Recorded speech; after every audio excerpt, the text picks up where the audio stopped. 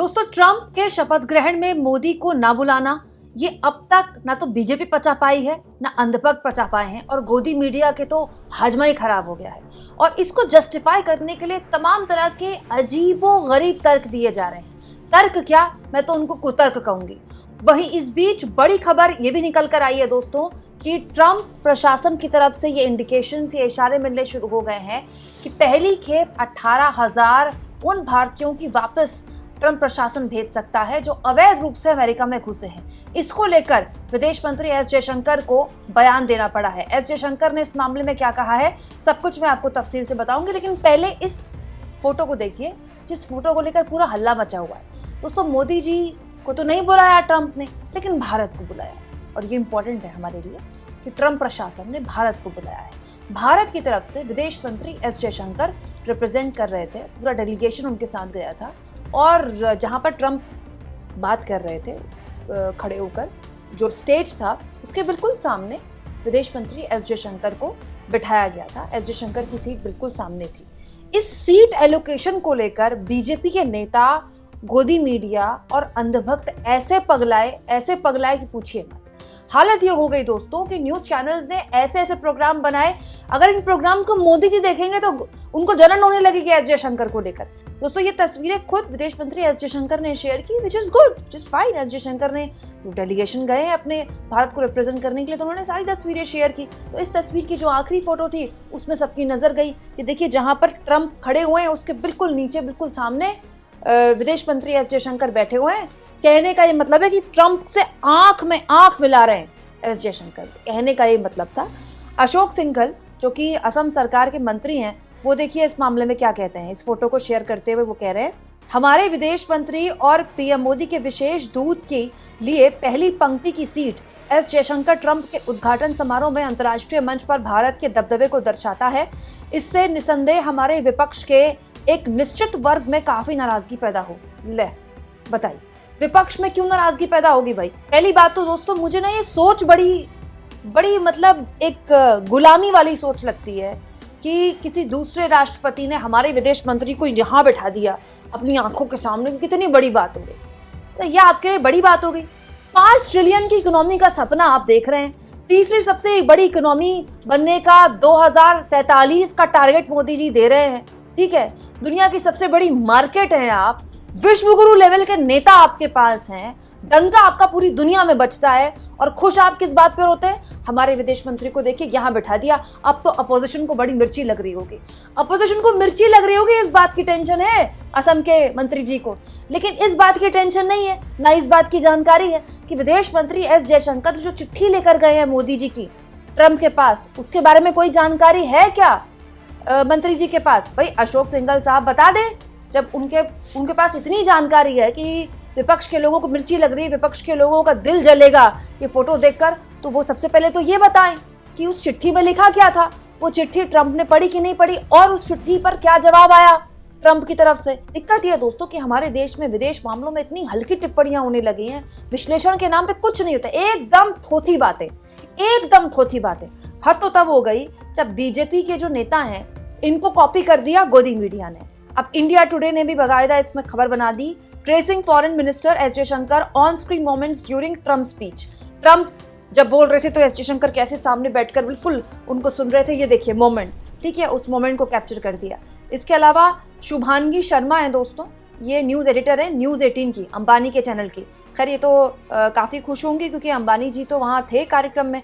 ये भी देखिए क्या लिख रही है, डॉक्टर एस जयशंकर सबसे आगे ट्रंप के सामने बैठे, पश्चिमी या नाटो नेता नहीं, आने वाली चीज़ों का मजबूत संकेत, खेल में दोस्ती, मंत्री के नपे-तुले आचरण पर भी गौर करें।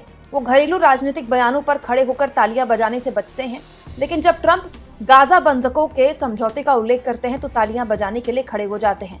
व्यावसायिकता अपने सर्वोत्तम स्तर पर। ये तो कुछ भी नहीं है दोस्तों, जो गोदी मीडिया ने इस सीट एलोकेशन पर प्रोग्राम बनाए ना, मोदी जी अगर इन प्रोग्राम्स को देखेंगे तो उनको दिल से बड़ा बुरा लगेगा। देखिए क्या प्रोग्राम्स बनाए, खुल गया राज, ट्रंप के पास क्यों नहीं गए मोदी, जयशंकर का धमाल। कुछ नहीं था इस वीडियो में मैंने देख लिया, बस ट्रंप ने अपने बिल्कुल सामने जयशंकर को बिठा लिया, इससे भारत का दम दिख गया, इसी पर प्रोग्राम बना दिया।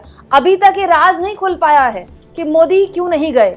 और मजे की बात देखिए इसमें लिखा क्या है, ट्रंप के पास क्यों नहीं गए मोदी।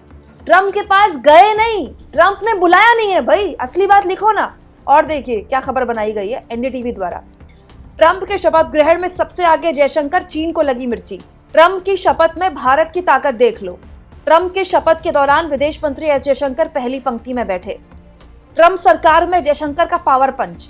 दोस्तों अच्छी बात है, हम अमेरिका के एलाई हैं, अमेरिका एलाई बोलता है ना हमको, तो हमें क्यों ये चाहिए कि हम ट्रंप के बिल्कुल सामने बैठ जाएं, ट्रंप की नजर बिल्कुल हम पे पड़ जाए। हमको तो इस बात पर चर्चा करनी चाहिए कि ट्रंप ने न केवल शी जिनपिंग को बुलाया बल्कि शपथ ग्रहण से पहले शी जिनपिंग से फोन पर भी बात की।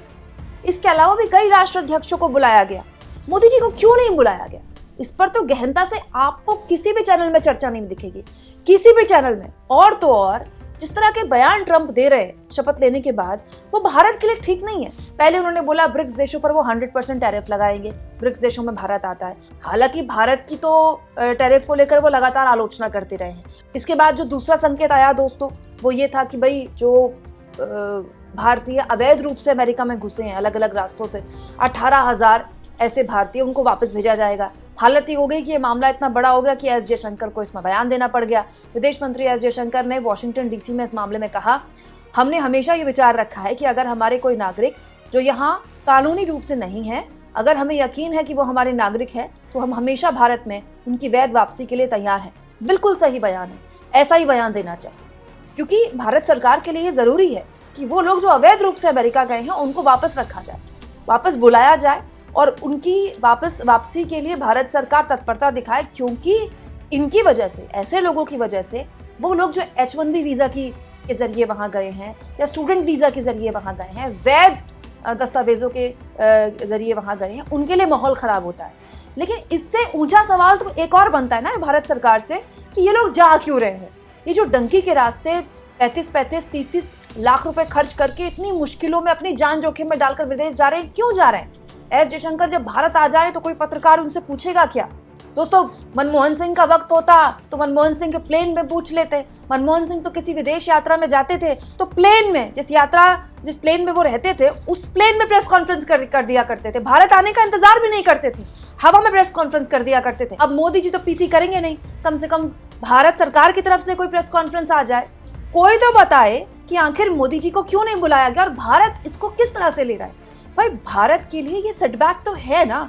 और दूसरा और सबसे महत्वपूर्ण सवाल, अवैध रूप से जो भारतीय वहां जा रहे हैं, ये अच्छी बात है कि भारत ने वापसी के लिए अपनी प्रतिबद्धता दिखाई है, लेकिन ये क्यों जा रहे हैं? ऐसे लोग कनाडा, अमेरिका, ऑस्ट्रेलिया, अलग अलग मुल्कों में अपना भारत से बेहतर भविष्य क्यों तलाश रहे हैं? क्या ऐसा दिख रहा है उनको जो उनको लगता है यहाँ नहीं मिल सकता वहां मिल सकता है? और अगर दिख रहा है तो ये किसकी नाकामी? कि भारत सरकार की नाकामी नहीं है क्या? दोस्तों कुछ ना हो तो भारत सरकार यही बता दे कि मोदी जी ने जो चिट्ठी लिखी है ट्रंप साहब को, उस चिट्ठी का पूरा कंटेंट क्या है, क्या लिखा है उस चिट्ठी में। दोस्तों पूरी की पूरी विदेश नीति की कवरेज जब एक नेता के इर्द गिर्द रच दी जाती है तो फिर यही दिक्कत होती है जो इस वक्त गोदी मीडिया भी महसूस कर रही है और बीजेपी के सपोर्टर भी महसूस कर रहे होंगे। आपको क्या लगता है? कमेंट बॉक्स में जरूर लिखें और जितना हो सके दोस्तों चैनल को शेयर करें, सब्सक्राइब करें और थैंक्स और ज्वाइन के ऑप्शन से अगर आप चाहें तो कुछ आर्थिक मदद भी चैनल की जरूर करें।